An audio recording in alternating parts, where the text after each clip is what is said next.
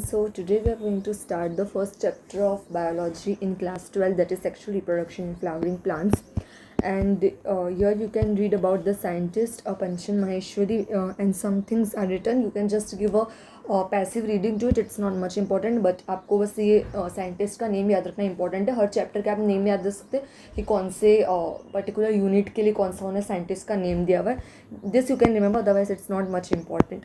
And a passive reading of this para can be useful. Now I'm going to start the NCERT reading of sexual reproduction in flowering plants chapter, and if you have any doubt regarding any of the statements, so you can comment me so that I can clear it in a short video also, or in my next NCERT reading part also. Okay, now let's start the NCERT reading. I am going to cover it in 2 or 3 parts because the chapter is very wide, and you would also get drained out if I will cover it in whole one lecture. So मैं इसे 2 से 3 part में divide करके करूँगी, and let's see हम आज 2 से 3 या 4-5 पेजेस कवर करेंगे. एंड आई थिंक ये चैप्टर 15 के 16 पेजेस का, तो 2 या 3 पार्ट में मैक्सिमम हम इसे कवर कर लेंगे. तो सबसे पहले तो हम स्टार्ट करते हैं सेक्शुअल रिप्रोडक्शन फ्लावरिंग प्लांट्स का first reading. So are we not lucky that plants reproduce sexually? The myriads of the flowers that we enjoy gazing at, the scents and the perfumes that we swoon over, the rich colors that attract us, are all in an aid to sexual reproduction. So this are the lines which are very important. मैं उसे mark कर दूंगी, and जो statement में आ सकते हैं, MCQs में आ सकते हैं, वैसी लाइन को मैं मार्क करते जाऊँगी, आपको बीच में बताते जाऊँगी, जिससे आप वैसे सब पॉइंट्स को ज़्यादा दिमाग में रखें, एंड उन्हें ही आपको मेनली उन्हें पे एनालाइज करना है. This are the extra points which are given, so we will just read them and go ahead. So this language is trying to say कि प्लांट सेक्शुअली रिप्रोड्यूस करते, इसलिए हम अच्छे अच्छे फ्लावर्स देख पाते हैं. देन परफ्यूम्स की जो सेंट्स है वो हम प्रिपेयर कर सकते हैं. रिच कलर्स हम देख पाते हैं नेचर के, जो हमें अट्रैक्ट करता है. एंड इसलिए ये सब जो होता है वो sexual reproduction in the plants की वजह से हो पाता है. Flowers do not exist only for us to be use for our own selfishness. All flowering plants for sexual reproduction. तो यू शुड रिमेंबर कि सारे फ्लावरिंग प्लांट्स जो होते हैं उनके अंदर सेक्शुअल रिप्रोडक्शन होता है. जो भी फ्लावरिंग प्लांट्स यानी क्या, जो फ्लावर प्रोड्यूस करते हैं उसे हम फ्लावरिंग प्लांट्स बोलेंगे. And flowers they do not exist only for us, लेकिन and use for our own selfishness. A look at the diversity of structures of the inflorescences, flowers and floral plants show an amazing range of adaptation to ensure formation of the end products of the sexual reproduction of the fruits and seeds. तो flowers होते क्यों है? Now ये भी अच्छा question है कि हम बोल देंगे फ्लावर्स इसलिए होते हैं कि हमें अट्रैक्ट करना होता है, तो नहीं. फ्लावर्स इसलिए होते हैं बिकॉज उसका अल्टीमेट एम होता है कि फ्लावर्स से फ्रूट बनता है एंड फ्रूट से सीड बनता है, इसलिए फ्लावर्स होते हैं. सो it's not that it is for to attract us, but for the formation of end products of the sexual reproduction, that is fruits and seeds. तो आप ये याद रख सकते हैं end product of sexual reproduction क्या होती है. ये line is good line. So you to remember the end products of sexual reproduction, that is fruits and seeds, जो कि flowers में से बनते हैं. So the thing which is trying to say in this paragraph is कि flowers they are not for our use or selfishness, but they are for the formation of fruits and seeds.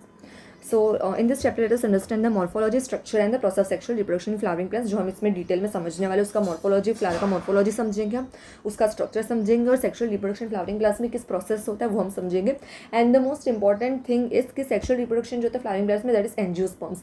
हमने अगर आपने 11th में morpho में पढ़ा होगा, I am going to cover that only in subsequent lectures, but if you have seen in morphology, तो उसके अंदर होता है कि 5 टाइप के जो क्लासेस होते हैं प्लांट्स के, वो होते हैं. सबसे जो स्मॉलेस्ट होते हैं वो अल्गिया, तो फिर वो हो जाते हैं. फिर उसके बाद में आएगा bryophytes, pteridophytes, gymnosperms and angiosperms. तो एंजियोस्पर्म्स ज़्यादा सबसे ज़्यादा एडवांस्ड प्लांट्स होते हैं. सो उसमें ही हमें सेक्शुअल रिप्रोडक्शन देखने को मिलता है. बाकी जो उसके लोअर जो 4 कैटेगरी उसके अंदर ही नहीं होता. तो हमें ये भी याद रखना है. इसका मतलब फ्लावर जो होता है वो सिर्फ एंजियोस्पर्म्स में ही बनता है. इसका मतलब it is not form in the lower classes of the, या तो lower phylums of the kingdom planting, उसके अंदर नहीं होता. So it is sexual reproduction flowering plants, that is it occurs in angiosperms only. ये पॉइंट आप याद कर सकते हैं because each and every line of NCERT it is important. So this is also remembering point. So flowers से बनते हैं fruits and fruits से बनते हैं seeds. This sequence you need to know. Now we are going to start flower. तो उसका हम morphology and structure देखेंगे इसके अंदर. So flower it is a fascinating organ of the angiosperms. Human beings have in an intimate relationship with flowers since time immemorial. Flowers of objects of aesthetic, ornamental, social, religious and cultural value. They have always been used as symbols for conveying important human feelings like love, affection, happiness, grief, mourning, etcetera. So this paragraph is it is in short trying to say कि flowers हम human life में भी daily to day life में काफ़ी use करते हैं as हम ornamental, that is उसे हम वेयर करते हैं हेयर में, and in the form of necklace, rings भी हम कभी कभार उससे फ्लावर से डेकोरेट करते हैं। सोशल रिलीजियस वे में हम फ्लावर्स की रंगोलीज बनाते हैं, एस्थेटिकली इन सब के लिए हम यूज़ करते हैं, ठीक है। हैप्पीनेस, लव, अफेक्शन, ग्रीफ और इन सब के लिए भी यूज़ करते हैं। Now the 5 flowers which are used in ornamental, इन सब के लिए कौन से फ्लावर्स जनरली यूज़ होते हैं? ये वाले यूज़ होते हैं, that is rose, marigold, hibiscus, lilies, jasmine and orchid. These are the flowers which are generally used in this cases. Okay, so you can just remember the names कि ये सब जो होते हैं जनरली हम day to day social, religious, cultural, ornamental इन सब के लिए हम यूज़ करते हैं. That is rose, marigold, hibiscus, lilies, jasmine and orchid. Okay, now which this are use in. ना व्हाट इज़ फ्लोरिकल्चर? तो फ्लोरिकल्चर का मतलब है जब फ्लावर्स का पूरा हम उसका प्रोसेस, फ्लावर्स का ग्रोइंग होना एंड पूरा उसका जो हॉर्टिकल्चर होता है जिसके अंदर हम क्रॉप्स को ग्रो करते हैं. तो फ्लोरिकल्चर के अंदर व्हेन वी ग्रो फ्लावर्स, तो फ्लावर्स को ग्रो करके उसको बहुत ही बड़े लेवल पे ग्रो करके उसे प्रोसेस करना उसे हम फ्लोरिकल्चर बोलेंगे. उसकी टिपिकल डेफिनेशन आप लोग को एक बार बता देती हूँ. Okay, so we were on floriculture. तो फ्लोरिकल्चर की डेफिनेशन क्या होती है? It is the specialised branch of the horticulture which is focus on cultivation, processing and marketing of flowers and ornamental plants. So with this definition you can just remember कि horticulture की specialised branch है जिसके अंदर हम process और marketing करते हैं flowering plants की. कल्टिवेशन करेंगे, प्रोसेसिंग करेंगे एंड मार्केटिंग करेंगे. सो this definition is important which you need to remember. So whichever points I am highlighting, make sure कि आप उस पर फोकस करें because they are the key points which will help you for revision time. So floriculture, it is a specialized branch of horticulture which is focused on cultivation, processing and marketing of the flowers and ornamental plants. Now we are going to move further. To a biologist, flowers are morphological. Flowers are morphological and embryological marvels at the sites of sexual reproduction. Earlier classes we have read the various parts of flower. We will help you recall the parts of typical flower. Okay. Now we are now going to see the flower parts. तो हम flower का morphology उसके part समझेंगे इस वाले section के अंदर जो हम फर्दर रीड करने वाले एक एक करके. सबसे पहले तो male reproductive part and then female reproductive part हम समझने वाले इसके अंदर. एंड मैं आपको एक बेसिक फ्लावर के पार्ट्स भी बता देती हूँ ऊपर वाले फिगर के अंदर. एंड इसके अंदर हमें बस यही सब याद रखना था. Now this is the typical flower का पिक्चर है ये ना. हम मेन चीज़ें देखेंगे इसके अंदर क्या क्या है. तो सबसे पहले तो अगर हम देखें तो इसके अंदर एक फिलामेंट है. Then this is sepal, this is ovary, इस स्टाइल, ये पेटल. देन उसके बाद में just a second. Okay, this is stigma, anther, petal, then sepal, ovary, filament and style. ये पूरे फ्लावर के पार्ट है. जो आपको टिपिकल फ्लावर जो होता है उसके ये पार्ट्स होते हैं. सबसे पहले तो स्टाइल हो गया. इसके अंदर से जो स्टाइल, ओवरी एंड स्टिग्मा जो है वो फीमेल रिप्रोडक्टिव पार्ट होता है. जो पिस्टल, एंथर एंड फिलामेंट वो मेल का पार्ट होता है. और पेटल, सेपल जो होते हैं वो वेजिटेटिव पार्ट्स होते हैं. ओके, सो 3 में हम इसे डिवाइड करते हैं. मैं अलग कलर से हाईलाइट करके आपको बता दूँ जिससे. ओके, सो इसमें जो स्टाइल है ये हमारा स्टिग्मा हो गया, स्टाइल हो गया एंड ओवरी हो गई. ये जो तीनों है ये सब मिलके बनाते हैं हमारे पास में फीमेल रिप्रोडक्टिव पार्ट. ये फीमेल का पार्ट बनाएंगे. फिर ये जो एंथर और फिलामेंट है ये दोनों मिलके बनाते हैं male part. So this are the male part. Sorry, just a second. ये जो मेल पार्ट बनाएंगे एंड जो पेटल और सेपल है वो बनाते हैं वेजिटेटिव पार्ट बनाएंगे. ये जिनका काम कुछ रिप्रोडक्शन में नहीं. पेटल का काम क्या होता है कि वो अट्रैक्ट करता है इंसेक्ट को या तो वॉट एवर जो बीज है उन्हें अट्रैक्ट करेगा जिसकी वजह से पॉलिनेशन है जो हम आगे पढ़ने वाले. एंड सेपल जो होता है वो एज अ प्रोटेक्टिव पार्ट होता है जो ओवरी एंड सबको प्रोटेक्ट करता है. तो सेपल का पार्ट, सेपल का जो फंक्शन है वो is for the protection of the reproductive organs. तो हम ऐसा मान सकते हैं. ठीक है, सो यहाँ पे आपको हाईलाइट करके लिख देती हूँ एक बार कि हमारे पास में मेल के कौन से पार्ट है. रिवाइजिंग विथ मी, फीमेल के हमारे पास में 3 पार्ट आएंगे. हमारे पास में सबसे ऊपर आएगा स्टिग्मा, देन नीचे स्टाइल आएगा और उसके नीचे हमारे पास आएगी ओवरी. उसके बाद में अगर मेल के पार्ट रिवाइज करें तो सबसे पहले ऊपर आएगा एंथर एंड नीचे आएगा फिलामेंट. फिर then we are going to see the vegetative part, जो common vegetative parts of the flowers होते हैं. तो उसमें आएगा हमारे पास पेटल एंड सेपल जिसका फंक्शन हम आगे पढ़ने वाले. बट मोटे मोटे मैंने आपको सबका फंक्शन बता दिया कि पेटल जो होता है अट्रैक्शन के लिए होता है, सेपल जो होता है प्रोटेक्शन के लिए होता है. Now we are going to see the pre-fertilization structure and events. Much before the actual flower is seen on a plant, the decision that the plant is going to flower has taken place. तो जो plant flower बनाने वाला उसका decision definitely पहले से plant ले लेता है कि उससे फ्लावर बनाना है या नहीं बनाना है. Several hormonal and structural changes are initiated which leads to differentiation for the development of the floral primordium. तो फ्लोरल प्रिमोडियम के फर्दर डिफरेंशिएशन मैचुरेशन की वजह से डिसाइड होता है कि जो प्लांट है वो फ्लावर बनाएगा तो नहीं बनाएगा. ठीक है. सो उसके लिए हार्मोनल स्ट्रक्चरल चेंजेस होंगे जिसकी वजह से डिफरेंशिएशन होगा, डेवलपमेंट होगा फ्लोरल प्राइमोडियम का.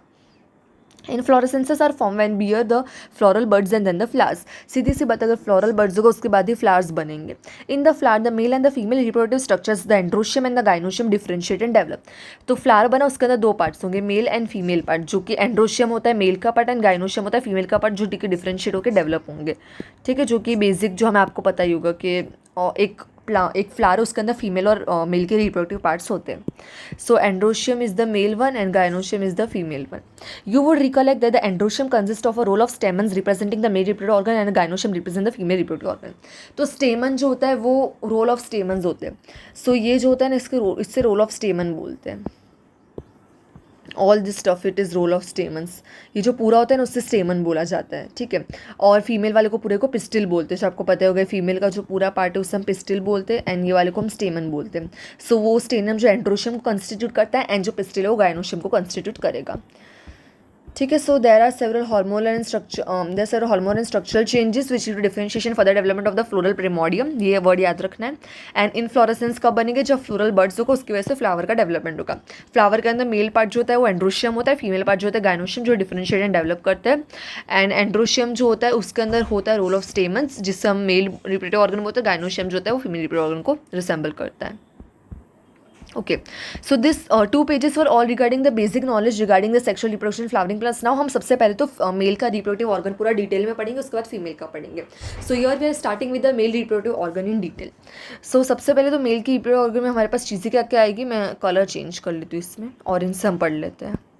ओके. सो इसमें आएगा स्टेमन, microsporangium and pollen grain. Now this figure shows the two part of the stamen. Here it is anther and this one is the filament or stalk. ठीक है. तो इसे पूरे को हम स्टेमन बोलेंगे जिसके दो पार्ट होते हैं. स्टेमन के हमारे पास में दो पार्ट है. पहला हमारे पास में एंथर है एंड दूसरा फिलामेंट है. So this figure it shows two parts of a typical स्टेमन. Longer and slender जो होता है फिलामेंट होता है, उसे हम स्टाल्क को बोलते हैं. टर्मिनल जनरली बाइलोब स्ट्रक्चर जो होता है उसे हम एंथर बोलते हैं. सो ये जो है हमारा लॉन्ग एंड स्लेंडर फिलामेंट है जिसे हम स्टाल्क भी बोलेंगे. And this is generally bilobe structure होता है जो एंथर होता है, और वो टर्मिनल होता है एकदम स्टेमन के बिल्कुल ऊपर वाले पार्ट पे होगा.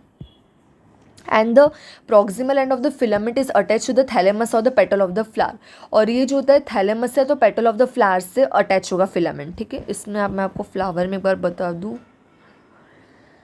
See this is the thalamus. ये या तो फिर थैलेमस से अटैच होता है, ये हम देख सकते हैं. तो ये जो फ्लावर का पेटल है पीछे जो दिख रहा है उससे भी अटैच हो सकता है. या तो थैलेमस है तो पेटल ऑफ द फ्लावर से जो है फिलामेंट हमारा आके अटैच हो जाता है. Then the number and of the stamens are variable in different flower of the different species. सीधी सी बात है. सो अलग अलग स्पीशीज़ के फ्लावर्स में स्टेमन्स की लेंथ जो होती है और नंबर वेरिएबल हो सकता है. If you were to collect a stamen each from 10 flowers and arrange them on a slide, you will be able to appreciate the large variation in size seen in nature. Generally experiments करवा सकते हैं. School के अंदर ही perform होता है कि आपको अलग अलग फ्लावर्स के स्टेमन कलेक्ट करने को बोलते हैं और उससे माइक्रोस्कोप के अंदर हम ऑब्जर्व करवाते हैं तो सबके साइज जो होते हैं और नंबर अलग अलग देखने को मिलेंगे हमें. Careful observation of each stamen under a dissecting microscope and taking neat diagram would illustrate the range in shape and attachment of anthers in different flowers. तो उसके अकॉर्डिंग हमें पता चलता है कि कौन से अलग अलग फ्लावर्स में कैसा अरेंजमेंट है स्टेमन्स का, कौन से उनके अंदर वेरिएशंस है, ये सब हमें तब पता चलता है. सो हमें मेन बात ये रखनी है कि नंबर एंड लेंथ ऑफ स्टेमन जो होता है अलग अलग फ्लावर स्पीशीज़ के अंदर डिफ्रेंशिएट कर सकता है. Okay. And one more thing is there is a range in shape and attachment of the anthers in different flowers. तो एंथर का शेप जो होता है वो भी अलग अलग फ्लावर्स में चेंज होता है और उसका अटैचमेंट जो होता है उसका भी थोड़ा सा चेंज हमें देखने को मिलता है, जो हमें हम अभी फर्दर पढ़ने वाले के कौन से टाइप के एंथर्स होते हैं. सो ये भी होता है कि shape and attachment of anthers जो होता है डिफरेंट फ्लावर्स को भी वेरी करता है. A typical angiosperm anther it is bilobed with each lobe having 2 thecae that is their dithecous. ये टिपिकल है तो हमें एंथर के 2 फीचर्स टिपिकल लिख लेने, बायलोब्ड एंड डाइथिकस, क्योंकि ये जो होते मोस्ट ऑफ द फ्लावर्स में हमें देखने को मिलेंगे. बाकी सब में कुछ अलग अलग वेरिएशंस हो सकते हैं which you are going to see, लेकिन बायलोब्ड और डाइथिकस तो क्लासिकल होता है एंथर के जो कि हमें हर फ्लावर में देखने को ही मिलेंगे. Okay, now often a longitudinal groove runs lengthwise separating the theca. तो थीका को सेपरेट करते हुए लॉन्गिट्यूडनल ग्रूव भी रन कर सकते हैं जो हमें देखने को मिल सकती है, which we are going to see in further diagrams.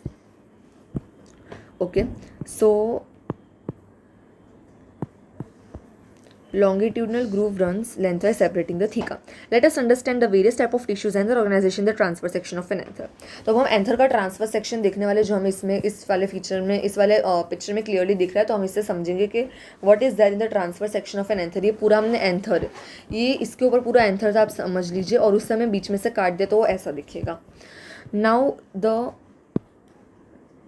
बायोलोब nature of an anther is very distinct in the transfer section of the anther. देखो इसके अंदर क्लासिकल बायोलोब नेचर दिख रहा है, ये एक लोब है और ये दूसरा लोब है. तो क्लासिकल बायोलोब नेचर जो होता है ट्रांसफर सेक्शन में हमें दिखता है. हमें होल सेक्शन में देखने को इतना क्लियरली अप्रिशिएबल नहीं होता है, बट बायोलोब हम जब ट्रांसफर सेक्शन तो उसका बायोलोब जो होता है दिखेगा. और ये देखो ये जो दो थीका है वो भी क्लियरली इसके अंदर दिख रही है, इसलिए हम इसे ट्रांसफर सेक्शन में ज़्यादा अच्छे से अप्रिशिएट कर सकते हैं in comparison to normal one.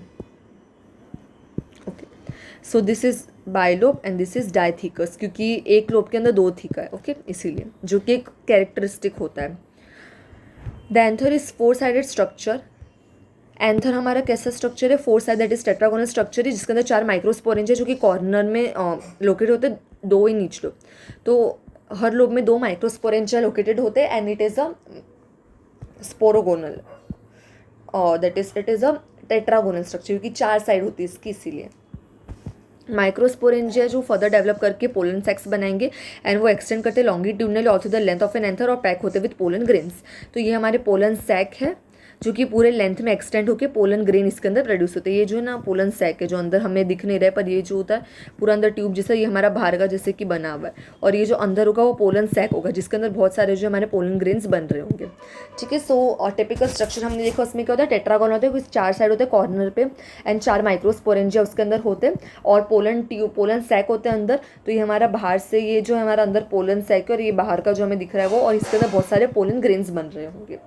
ठीक है, नाउ इतना आपको क्लियर हो गया, तो हम आगे बढ़ेंगे. तो स्ट्रक्चर ऑफ माइक्रोस्पोरेंजियम के लिए हम डिटेल वाला ये वाला डायग्राम देखेंगे. तो उसके पहले मैं एक बार फटाफट से वो वाला डायग्राम भी समझा देती हूँ, वो वाला टेक्स्ट समझा देती हूँ जो अभी हमने पढ़ा. सबसे पहले तो हमने देखा कि सबसे पहले हम देखा कि 2 पार्ट होते हैं टिपिकल स्टेमन के. लॉन्ग स्लेंडर स्टॉक फिलामेंट होता है, terminal generally bilobed structure anther होता है. तो ये हमारा फिलामेंट हो गया, देन एंथर होता है बायलोब. प्रॉक्सिमल एंड जो होता है फिलामेंट का वो थैलेमस है, तो पेटल से अरेंज, जो थैलेमस या पेटल से प्रॉक्सिमल एंड जो है अटैच्ड होगा. आप यहाँ पे लिख सकते हैं, it would be helpful. Thalamus से या तो फिर पेटल से जो है उसका प्रॉक्सिमल एंड अटैच होता है. फिर उसके बाद में नंबर ऑफ लेंथ ऑफ स्टेमन जो होता है अलग अलग फ्लावर स्पीशीज़ में वेरी कर सकता है. रेंज जो होता है एंथर्स का अटैचमेंट में और शेप में वो भी देखने को मिल सकता है अलग अलग फ्लावर्स के अंदर. टिपिकल एंजियोस्पर्म का एंथर कैसा होता है? बायलोब होता है और डायथीकस होता है. और लॉन्गिट्यूडनल ग्रूव जो होता है रन होता है लेंथ में, जो कि सेपरेट करता है थीका को, जो हमें इसमें क्लियरली दिख रहा है. ये ओके, ये है हमारा लॉन्गिट्यूडनल, ये नहीं ये वाला, ये जो है ना लॉन्गिट्यूडनल ग्रूव है जो कि सेपरेट करता है थीका को, जिसमें क्लियरली दिख रहा है. उसके बाद बायलोब नेचर जो एंथर होता है वेरी डिस्टिंक्ट होता है. ट्रांसफर सेक्शन में जो हमने देखा, एंथर 4 साइड टेट्रागोनल स्ट्रक्चर, क्योंकि 4 साइड स्ट्रक्चर है और उसके अंदर 4 माइक्रोस्पोरेंजिया है and 2 in each lobe. Her lobe में 2 माइक्रोस्पोरेंजिया और कॉर्नर्स पे लोकेटेड है. वो माइक्रोस्पोरेंजिया फर्दर डेवलप होते हैं पोलन सैक के अंदर, जो हम यहाँ पे देख रहे हैं लॉन्गिट्यूडनल एक्सटेंड करता है longitude all through the length of the anther, और पोलन ग्रेन से पैक होते हैं. तो ये हमारा हो गया पूरा का पूरा outer structure of the anther. Now हम माइक्रोस्पोरेंजियम का स्ट्रक्चर डिटेल में देखेंगे. So in a transfer section typical microsporangium जो होता है सर्कुलर होता है आउटलाइन के अंदर. सी दिस, ये जो हमारा सर्कुलर आउटलाइन माइक्रोस्पोरेंजियम, ये वाला आप देख सकते हैं कि सर्कुलर जैसा हमें लग रहा है वो. सो एक ट्रांसफर सेक्शन में टिपिकल माइक्रोस्पोरेंजियम जो होता है वो जनरली हमें आउटलाइन में सर्कुलर दिखता है और 4 लेयर से वो सराउंडेड होता है. वो 4 लेयर मैं आपको इसके अंदर शो करूँगी, ये वाले में हम इसके अंदर वो 4 लेयर अप्रिशिएट करने वाले कौन से 4 लेयर से सराउंडेड होता है. So it is generally surrounded by 4 layers: epidermis, endothecium, middle layers and टेप्टम. So this is the epidermis is the first layer, then endothecium, then middle layers is the third layer and tapetum it is the fourth layer. In sub layer से हमारा जो microsporangium है वो surrounded होता है. This first it is the epidermis, ये वाली जो लेयर है सेल्स की वो एपिडर्मिस की लेयर है. उसके बाद में एंडोथीसियम की लेयर ये वाली जो उसके नीचे की लेयर है एंडोथीसियम की लेयर. मिडल लेयर जो होती है 2 से 3 लेयर होती है मिडल लेयर की, और बाद में टेप्टम की ये वाली लेयर है. एंड अंदर जो होता है माइक्रोस्पोर मदर सेल्स है जो कि माइक्रोस्पोरेंजियम का पार्ट बनाएंगे. Now we are going to see each layer in detail. So outer 3 layer जो होता है उसका फंक्शन होता है to protection. Okay, the outer 3 layers they perform the function of the protection and help in the dehiscence of the anther to release the pollen. Innermost wall layer is the tapetum and it nourishes the developing pollen grains. तो तीनों के function क्या है, तो हम सबसे पहले तो मैं आपको लेयर्स लिख के बता देती हूँ, उसके बाद में फंक्शन हम देख लेंगे कौन से होते हैं. ओके, सबसे पहले हमारे पास बाहर में आएगी एंडोथीलियम आएगी. एक minute, let me just check. Epidermis, endothecium, middle layers and tapetum. सबसे पहले आएगी हमारी एपिडर्मिस, उसके बाद में एंडोथीकियम आएगी. एपिडर्मिस आएगी, देन एंडोथीकियम आएगी, उसके बाद में आएगी middle layers and then tapetum. इसके अंदर से जो epidermis, endothecium and middle layers जो होती है उनका फंक्शन होता है कि वो प्रोटेक्शन देते हैं और डेहिसेंस करवाते हैं of anther for the release of the pollen grains. हमें पता है कि डेहिसेंस जो पोलन ग्रेन्स का रिलीज होगा और ये जो होता है वो न्यूट्रिशन प्रोवाइड करने का काम करता है, इसलिए सबसे अंदर है क्योंकि माइक्रोस्पोर मदर सेल्स भी अंदर होते हैं तो उनको न्यूट्रिशन टेप्टम से इजीली मिलेगा. सो इसलिए ये सबसे ज़्यादा अंदर प्रेजेंट होते हैं. सो ये न्यूट्रिशन प्रोवाइड करेंगे और ये जो प्रोटेक्शन और डेहिसेंस करवाते हैं एंथर का. सो यहाँ पे वही लिखा हुआ है कि the outer 3 walls they perform the function of protection, help करता है डेहिसेंस ऑफ एंथर में पोलन ग्रेन के रिलीज के लिए. और इनरमोस्ट वॉल जो होती है टेप्टम होती है जो कि नरिश करते हैं डेवलपिंग पोलन ग्रेन्स को. Now cells of the tapetum possess dense cytoplasm and generally have more than one nucleus. ये भी हमें याद रखना है कि टेप्टम में डेंस साइटोप्लाज्म है और वो मल्टी न्यूक्लिएटेड होता है इन शॉर्ट, क्योंकि उसके सेल्स जो होते हैं उन्हें न्यूट्रिशन प्रोवाइड करना होता है, इसलिए वो जो होता है मल्टी न्यूक्लिएटेड हो जाता है. So it has 2 characteristic features which you need to remember. एक तो उसका साइटोप्लाज्म डेंस होता है and it is generally multinucleated, और you can remember more than one nucleus is there in it. Okay, so ये tapetum के characteristic होते हैं.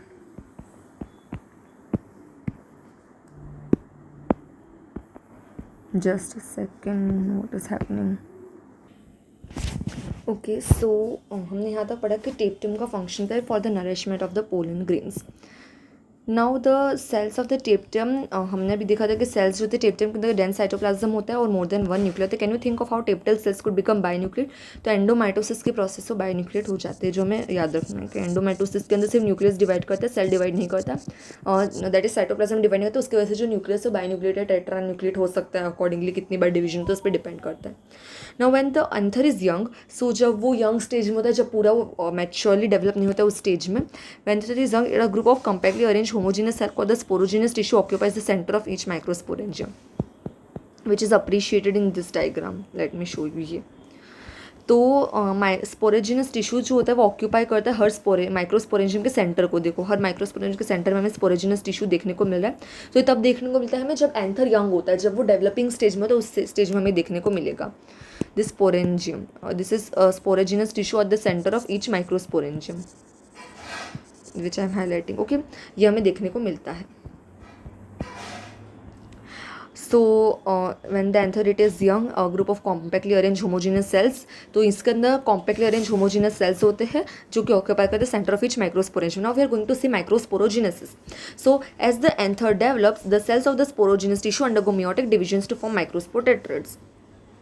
ओके, तो अब इसके अंदर होता क्या है कि जैसे जैसे डेवलपमेंट होगा तो बीच का जो स्पोरोजीनस टिश्यू मियोटिक डिविजन्स करके माइक्रोस्पोर के टेट्राड्स बनाएगा. दैट इज 4 के नंबर माइक्रोस्पोर जो होते हैं वो बनते हैं. तो मियोसिस हो रहा है, हमें पता है एंड ऑफ मियोसिस 4 सेल बनते हैं, ठीक है. और okay, now meiosis and mitosis के प्रोसेस हम डिटेल में इन दैट इज़ रिप्रोडक्शन हम इन ह्यूमन्स में हम डिटेल में पढ़ने वाले. बट इसमें होता है कि ये डिवीजन करता है स्पोरोजीनस टिश्यू एंड वो माइक्रोस्पोर टेट्राड्स बनाता है.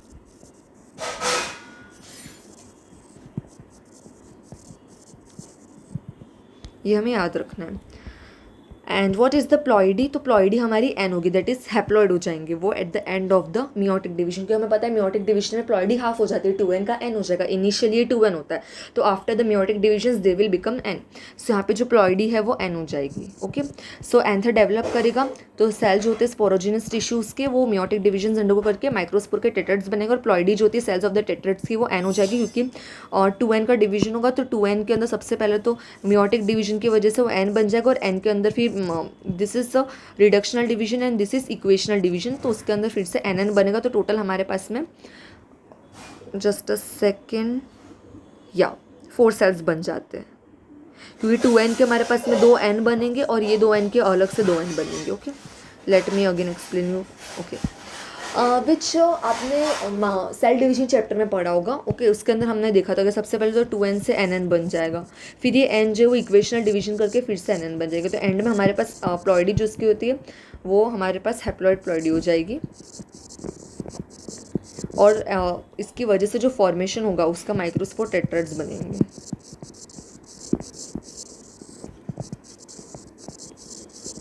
Okay, now I hope microsporogenesis में इतना समझ आया कि एंथर के अंदर स्पोरोजिनस टिश्यू के सेल्स हैं हमारे पास में, उन्हें मियोटिक डिवीजन करा, उसकी वजह से उन्हें माइक्रोस्पोर के टेट्राड्स बनाए, जिसकी प्लॉइडी हमारे पास हैप्लॉइड होगी, क्योंकि हमने ये डिवीजन सेल डिवीजन चैप्टर में भी ये देखा होगा आपने.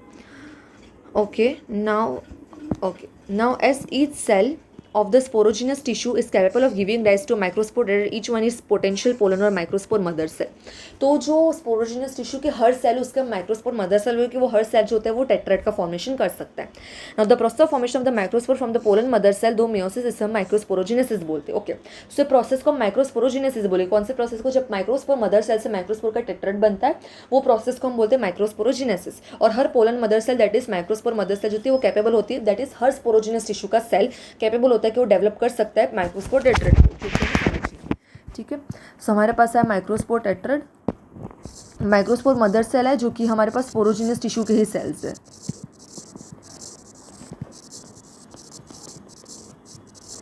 जिसके अंदर मियोसिस हुआ तो मियोसिस की वजह से वो बन जाएगी माइक्रोस्पोर का टेट्राइड.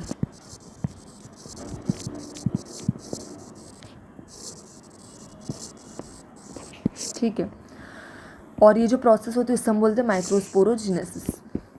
Now the microspores as they're form are arrange in a cluster of 4 cells. जो भी हमने बोला था कि माइक्रोस्पोर जो होते हैं अरेंज होते हैं 4 सेल क्लस्टर में, इसलिए उसे माइक्रोस्पोर टेट्राइड बोलते हैं. तो जैसे एंथर मैच्योर की डिहाइड्रेट जो है तो माइक्रोस्पोर जो है डिसोशिएट होते हैं और पोलन ग्रेन्स में डेवलप हो जाएंगे. And inside each microsporangium several thousand of microspores तो पोलन ग्रेन्स फॉर्म होते हैं जो कि रिलीज होते हैं जब डेहिसेंस होता है एंथर का. तब तो हुआ कि जैसे हमारे पास माइक्रोस्पोर का टेट्राइड बना, अब जैसे जैसे एंथर का मैच्योरेशन होगा वो डिहाइड्रेट हो जाएगा तो माइक्रोस्पोर जो होते हैं वो एक दूसरे से अलग होना शुरू हो जाएंगे. उसके बाद में वो फिर पोलन ग्रेन्स में डेवलप कर जाएंगे और हर माइक्रोस्पोरेंजियम में सेवरल थाउजेंड्स ऑफ माइक्रोस्पोरा तो पोलन ग्रेन्स जो होते हैं वो फॉर्म होते हैं. ठीक है, तो माइक्रोस्पोर मदर से तो पोलन मदर सेल से हमारे पास बना माइक्रोस्पोर का टेट्राइड, और वो जब एंथर के डेहिसेंस एंड डिहाइड्रेशन के बाद में वो बनता है माइक्रोस्पोरा तो पोलन ग्रेन्स के अंदर, जो कि डेहिसेंस ऑफ द एंथर के बाद में एनवायरनमेंट के अंदर रिलीज हो जाएंगे. सो ये हमें समझने की ज़रूरत है इस पूरे कॉन्सेप्ट को. ये हमारा मैच्योर एंथर है. देखो इसके अंदर ये डेहिसेंस के बाद में ये जो है ना मैच्योर पोलन ग्रेन्स है, जो कि अब डेहिसेंस के बाद में ये जैसे ही टूटा ये सब बाहर रिलीज हो रहा है एनवायरनमेंट के अंदर. तो हम फटाफट से एक बार सीक्वेंस देख लेते क्या है. सबसे पहले तो माइक्रोस्पोर मदर सेल बना, उससे हमारे पास बोला माइक्रोस्पोर का टेट्राइड बना. अब वो जो टेट्राइड है वो 4-4 के क्लस्टर्स में बना हुआ होगा. अब ये टेट्राइड में एंथर में जैसे मैच्योरेशन डिहाइड्रेशन होगा तो ये सब है ना डिसोशिएट हो जाएंगे. डिसोशिएट होने की वजह से वो अलग अलग माइक्रोस्पोर है तो पोलन ग्रेन्स में डेवलप होंगे, जिसे हम पोलन ग्रेन्स बोलेंगे. उनके अंदर थोड़ा सा डेवलपमेंट एंड ऑल होगा बाय द टेप्टम न्यूट्रिशन, और उसके बाद में डेहिसेंस होने के बाद में वो एनवायरनमेंट के अंदर रिलीज हो जाएंगे.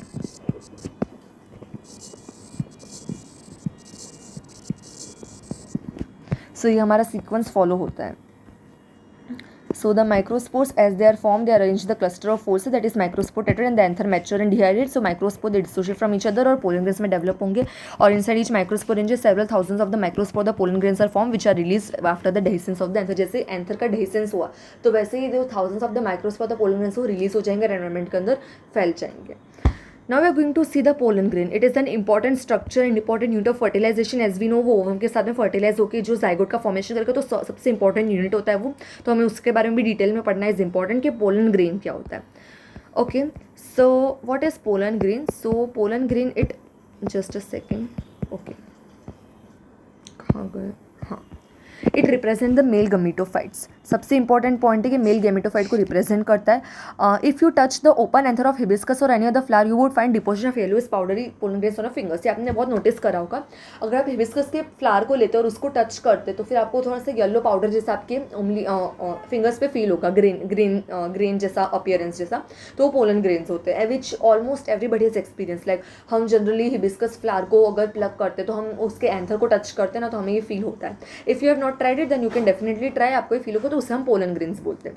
And if we sprinkle this grains on top of water Take on a glass and observe under the microscope, you will really be amazed at the variety of architecture, size, shape, color, design seen on the pollen grains of different species. तो अलग अलग size shape colour के pollen grains हमें microscope के अंदर देखने को मिलते हैं अगर हम माइक्रोस्कोप में उसे एनालाइज करते तो पोलन ग्रेन्स का भी जो साइज शेप है वो अलग अलग वेरी करता है अलग अलग स्पीशीज़ के अकॉर्डिंग. तो सबसे पहले तो हमें ये ध्यान रखने को मेल गेमेटोफाइट को रिप्रेजेंट करता है एंड हम ये एक्सपेरिमेंट जनरली आपको परफॉर्म करवाएंगे आपके लैब के अंदर.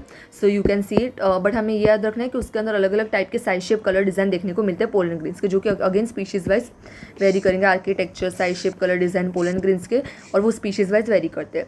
Now what are the pollen grain का स्ट्रक्चर. तो हम पोलन ग्रेन के स्ट्रक्चर को हम देखने वाले कि स्फेरिकल होता है. सबसे पहले तो हम यहाँ पे पॉइंट्स लिख देते कौन से पॉइंट है उसके. सबसे पहले तो स्फेरिकल है,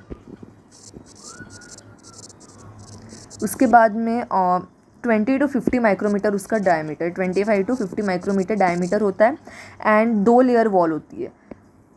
let me show you the 2 layered wall. यहाँ पर इसकी 2 लेयर की वॉल दिखाई गई नहीं है but here you can appreciate the 2 layer wall. Outer layer is exine and inner one is the intine. Okay, ये हमारी एक्साइन है and this is exine and this is intine. ठीक है ना. इनर वाली इंटाइन है, आउटर वाली exine होगी.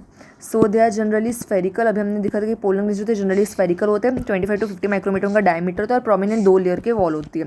हार्ड होती है. आउटर लेयर जो होती है हार्ड होती है. हार्ड आउटर लेयर को हम एक्साइन बोलते हैं, जो कि स्पोरोपोलिन की बनी होती है, जो कि one of the most resistant organic material है. दुनिया का सबसे ऑर्गेनिक मटेरियल जो रेजिस्टेंट है उसमें से एक जो होता है स्पोरोपोलिन, उसकी बनी हुई होती है. इसका मतलब उसको तुम कहीं पर भी चले जाओ, उसको यानी इट इंडिकेट्स कि वो कोई भी एनवायरमेंट में सर्वाइव कर सकता है. ऐसा पोलन ग्रेन जिसके अंदर एक्साइन है, क्योंकि उसका मटेरियल जिस मटेरियल का बना होता है इतना ज़्यादा रेजिस्टेंट मटेरियल है कि उससे कोई भी एसिड जो है डिस्ट्रॉय नहीं कर सकता. सो हमें इससे ये इसका कंक्लूजन निकालना है. तो स्पोरोपोलिन इनकी बनी हुई होगी वाली लेयर हमारी outer hard layer of the exine. It is made up of sporopollenin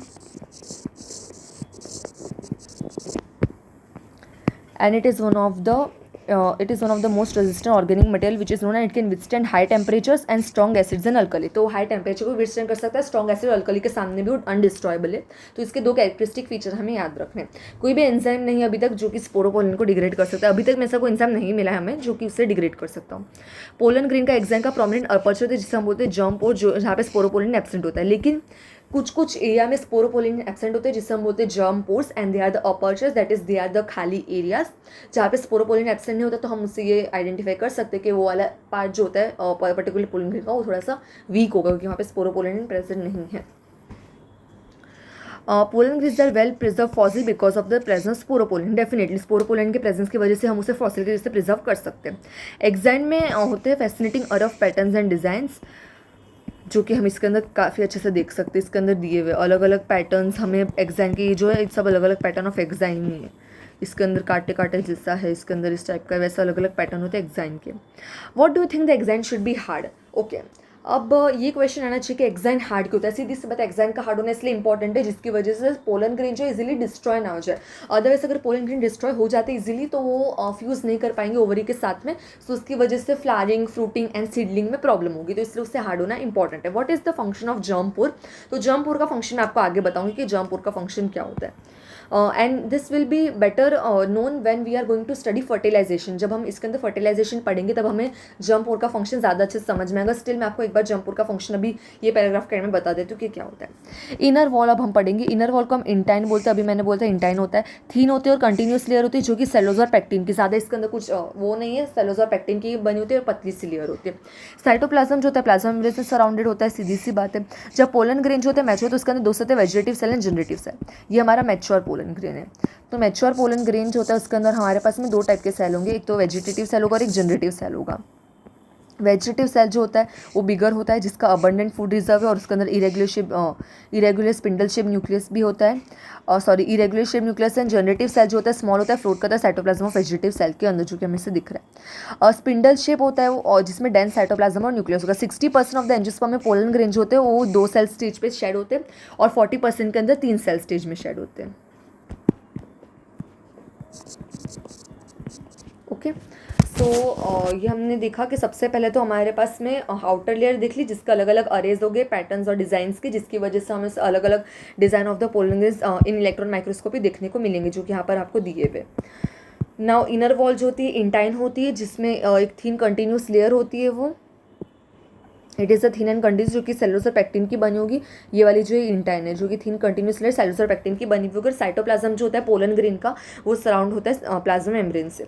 तो ये साइटोप्लाज्म है वो प्लाज्मा मेम्ब्रेन से सराउंडेड होगा।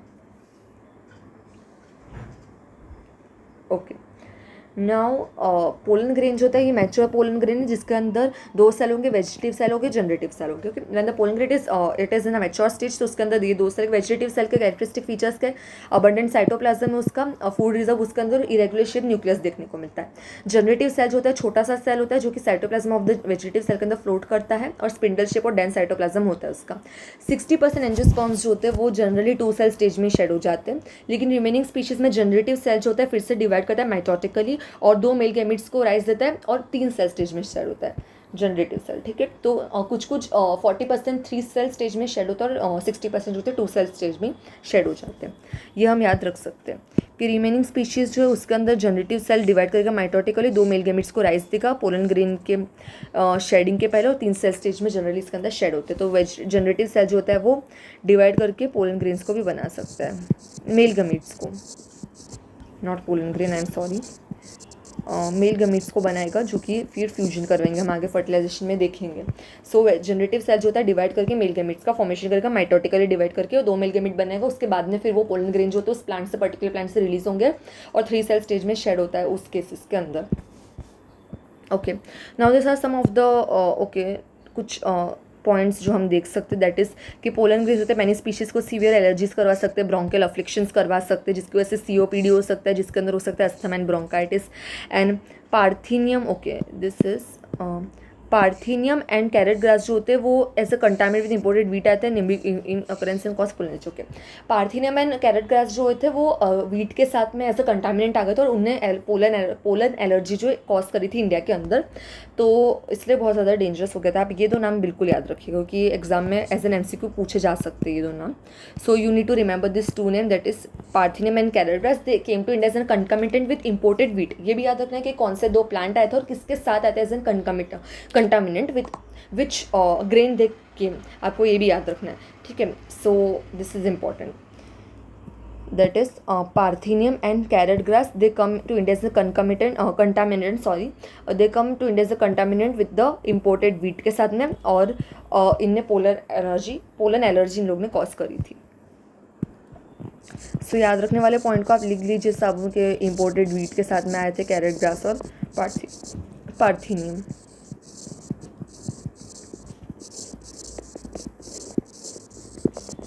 Okay, now moving further, so pollen grains are rich in nutrients, तो डेफिनेटली एकदम न्यूट्रिएंट्स। तो फैशन हो गया इन रिसेंट ईयर्स टू इस पोलन टैबलेट फूड सप्लीमेंट। अब कुछ जगह क्या हो गया कि पोलन टैबलेट्स का फूड सप्लीमेंट भी लेते हैं, क्योंकि काफ़ी ज़्यादा न्यूट्रिशियस होता है, इसलिए वेस्टर्न कंट्रीज में large number of pollen products in the form of tablets and syrups are available in the market. Pollen consumption has been claim to increase the performance of athletes and race horses.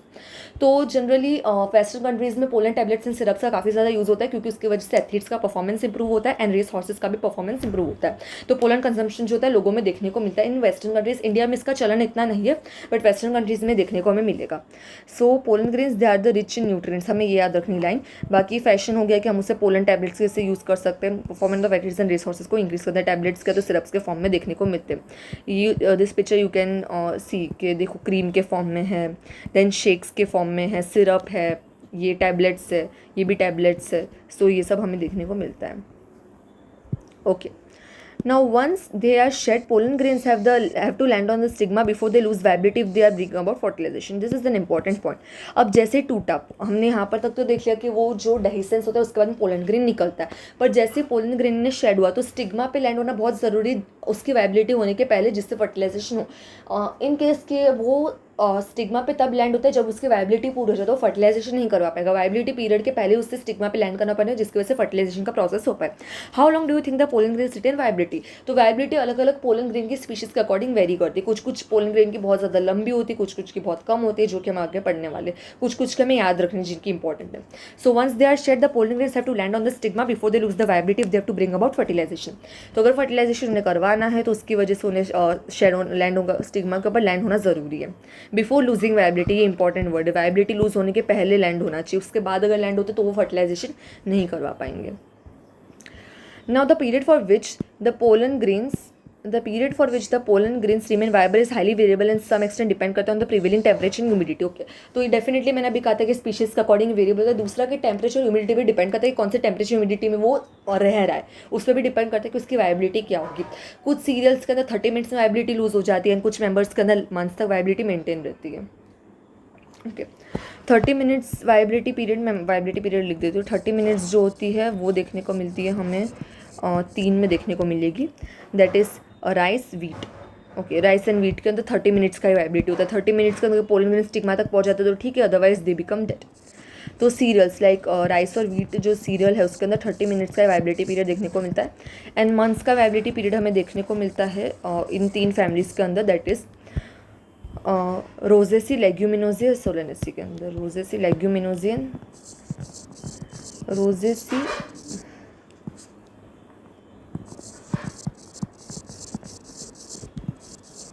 लेग्यूमिनोजी and solanaceae के अंदर जो है वो 30 minutes का viability period हमें months का viability period होता है. तो कुछ सीरियल्स है हमारे पास में, क्या है, सीरियल्स है ये.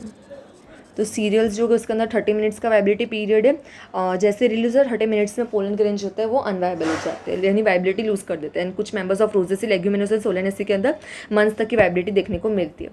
स्टोरिंग सीमन और sperms of the many including humans for artificial insemination. Artificial insemination के लिए स्टोरिंग करते हैं, तो स्टोरिंग पोलन ग्रेन्स के लिए भी हम ये कर सकते हैं. लार्ज नंबर स्पीशीज़ के लिए लिक्विड नाइट्रोजन 196 डिग्री सेल्सियस पे करना होता है, सबसे इंपॉर्टेंट, इसलिए I am highlighting it very much.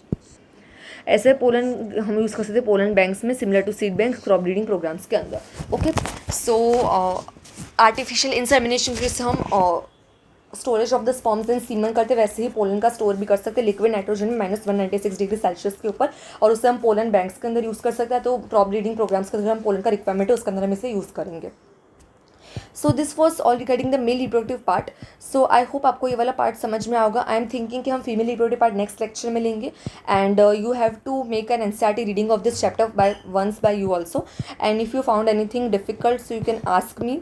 And इतने चैप्टर्स आप इतने पेजेस आप रीड कर लीजिए एंड थोड़ा सा रिमेंबर करने का ट्राई करना. And it is very conceptual, इसके अंदर ज़्यादा रटने का चीज़ नहीं, just basic concept is okayish. And always make focus on the diagrams. Diagrams की लेबलिंग आपको ध्यान होनी चाहिए, कौन सी लेबलिंग क्या है. देखो इसके अंदर जैसे कि कनेक्टिव टिश्यू है बीच के अंदर, एंड देन अगेन जो 4 लेयर है वो यहाँ पे भी दिख रही है बाहर की, epidermis, then endothelium, middle layers and then tapetum. तो ये सब हमें जो लेबलिंग्स है वो सब हमें अच्छे से ध्यान होनी चाहिए.